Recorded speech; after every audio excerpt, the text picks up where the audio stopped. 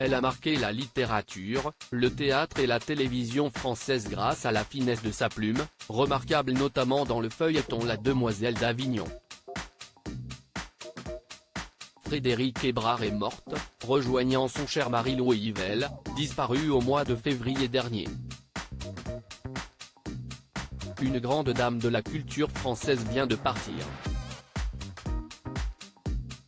Fille de l'académicien André Chanson et de la conservatrice de musée Lucie Mazoric, Frédérique Hébrard est morte ce jeudi 7 septembre 2023 en région parisienne, selon Midi Libre. D'après nos informations, sa disparition a eu lieu à 23h15 dans sa maison près d'Orgeval en région parisienne. Comédienne, écrivaine et scénariste, Frédérique Hébrard est décédée à l'âge de 96 ans.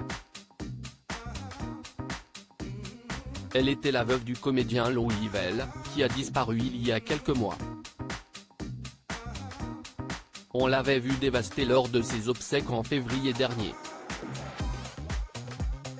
Née à Nîmes en 1927, Frédérique Hébrard a cumulé une œuvre riche et variée, jouant sur plusieurs registres, les romans, les récits autobiographiques, le théâtre et bien sûr les scénarios, indique le quotidien Midi Libre. Avec Louis Yvel, qu'elle avait épousé en 1949 après leur rencontre au conservatoire, elle avait connu la reconnaissance publique avec la série télévisée La Demoiselle d'Avignon. Dans cette œuvre, son éternel fiancé incarnait un diplomate passionné d'archéologie, tombant amoureux d'une princesse interprétée par Marthe Keller. Frédérique Hébrard et Louis Yvel, un couple si solide. Le couple a donné naissance à 3 enfants, Catherine, Nicolas et François, qui apparaissent d'ailleurs tous dans Un mari, si est un mari selon métrage de Serge Friedman datant de 1976 adapté de l'œuvre de Frédérique Hébrard.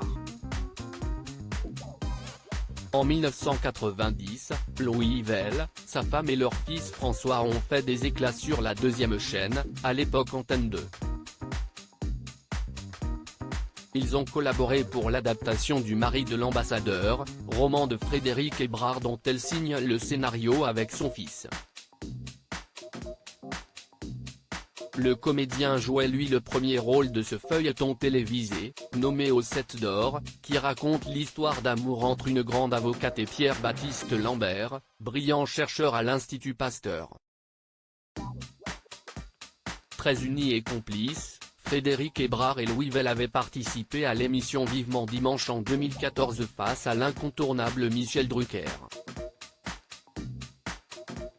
Une prestation qui coïncidait avec leurs noces de lilas. Désormais réunis au paradis, leur mot parisien en 2016, nous sommes un vieux couple joyeux, résonne encore plus fort.